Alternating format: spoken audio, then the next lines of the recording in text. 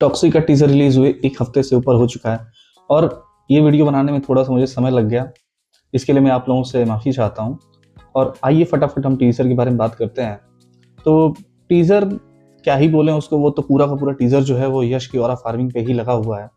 जितने भी स्लोमोस हैं, जितने भी कट्स हैं, यश की दाढ़ी है, उनके बाल हैं, उनके लुक हैं, मतलब चलने फिरने का अंदाज जो भी है, अगर आप पूरे के पूरे टीजर को समेटना चाहोगे तो इसी टीजर में, मतलब इस चीज में समेटोगे कि हाँ भाई यश जो है वो यश ही है और कुछ भी नहीं है। तो जब मैंने टीजर को पहली बार देखा था तो मुझे ऐसा लगा था कि केजीएफ और मार्को जो एक मूवी आई थी, इन दोनों ने एक बच्चा पैदा किया है जिसका नाम है टॉक्सिक। हालांकि ये बात मुझे कहनी नहीं चाहिए और इसके लिए मुझे गाली भी बहुत पड़ेगी, लेकिन सच में इस टीजर को देख के मुझे कुछ नया फील नहीं हुआ। मतलब टीजर को देख के कुछ एक वो होता है ना, कुछ स्टोरी का अंदाजा लगता है या कुछ आइडिया लगता है कि नहीं हो क्या रहा है, क्या चल रहा है। ऐसा आपको देखने को इस टीजर में नहीं मिलेगा। टीजर में जो सारा का सारा जो टीजर है वो यश के अराउंड रिवॉल्व करता है। तो अपने एक टेबल पे बैठे होते हैं और सिगरेट झाड़ रहे होते हैं और सबको मतलब एक आदमी को वहीं पे मार रहे होते हैं एस्ट्रे से। ठीक है, इससे ज़्यादा मतलब और इतने ज़्यादा फास्ट कट्स हैं टीजर में कि आप अगर कुछ भी देखना चाहो तो शायद आपको समझने में थोड़ा सा वो लग जाए।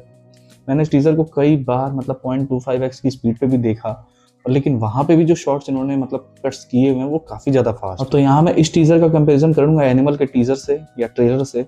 अगर आपने एनिमल का कोई भी टीजर या ट्रेलर देखा होगा तो आपने देखा होगा कि वो टीजर जो है वो कैसे प्रीमाइज एक सेट करता है, कैसे हमको कुछ चीज़ें पता चलती हैं, लेकिन एक बेसिक प्रीमाइज पता चल जाती है कि हाँ बाप बेटे का जो रिश्ता है वो इसमें दिखाया गया है।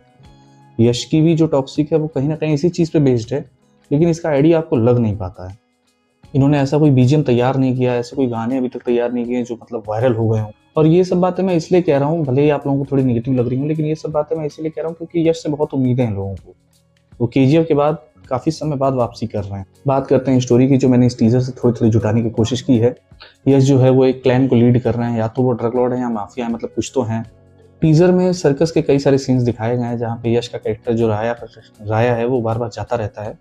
और वहीं पे मुझे लगता है उनको किसी न किसी, जो 5 इसमें शायद तो लीडिंग लेडीज हैं, उसमें किसी न किसी से इनको प्यार हो जाता है। फिर टीजर में हम आगे देखते हैं कि वो अपने घर में हैं और किसी की हत्या कर रहे हैं सिर्फ अपने एस्टे से।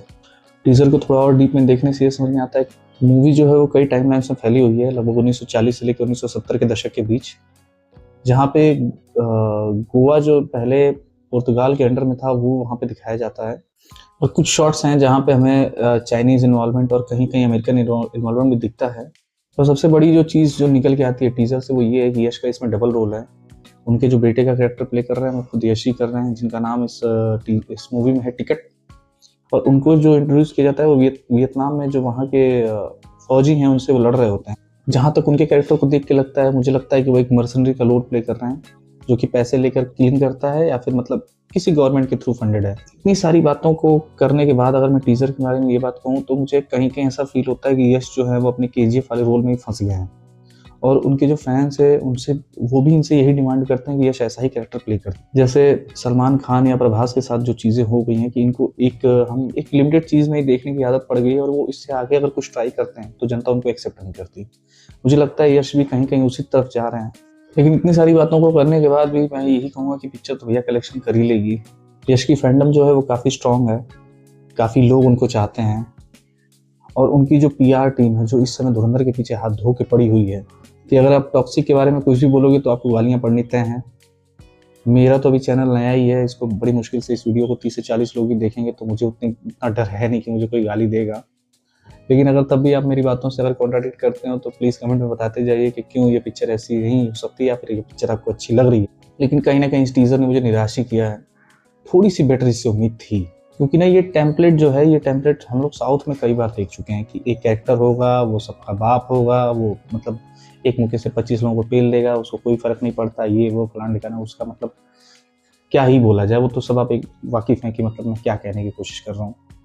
और मैं उम्मीद कर रहा हूँ कि मूवी इसी चीज़ में फंस के ना रह जाए, उसकी कहानी सच में अच्छी हो। जो वीएफएक्स के लिए लोग उसको थोड़ा बोल रहे हैं कि इन्होंने सीजीआई जो भी इस्तेमाल किया थोड़ा अच्छा नहीं लग रहा है देखने में, इसको ये लोग ठीक कर लें और मूवी जो है वो एक अच्छी मूवी निकल के आए। इस वीडियो को बनाते समय मैं समझ सकता हूँ कि मेरी एनर्जी थोड़ी सी डाउन लग रही है, क्योंकि काफ़ी दिन बाद मैं वीडियो बना रहा हूँ। तो इस चीज़ के लिए मैं आप लोगों से माफ़ी मांगता हूँ। अब से मैं कोशिश करूँगा कि रेगुलर रहूँ इस चीज़ को लेकर। और आप इस मूवी को लेकर क्या सोचते हैं, अपने विचार जरूर कमेंट्स बॉक्स में बताइएगा मुझको। बाकी मैं मिलता हूँ आपसे अगली वीडियो में, तब तक के लिए अपना ख्याल रखिए। नमस्ते।